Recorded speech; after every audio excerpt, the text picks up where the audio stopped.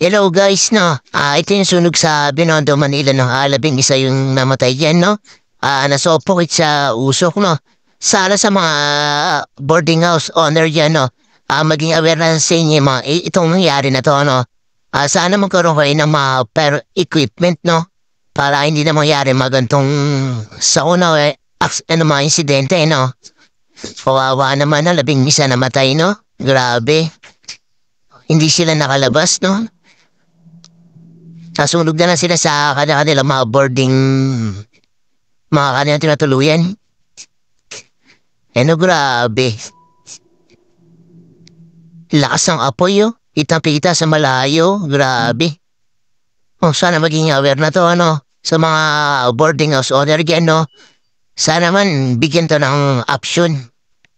Itong nangyari na to.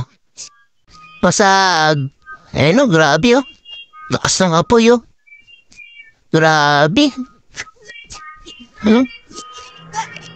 Sana maging aware na kayo.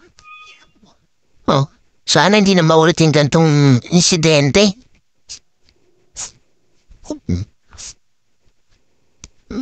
Ayan na sila, ano, nung matapos na yung... Hello guys, papala naman ang aking page na para updated guys sa mga lalabas kong trending na video. Salamat.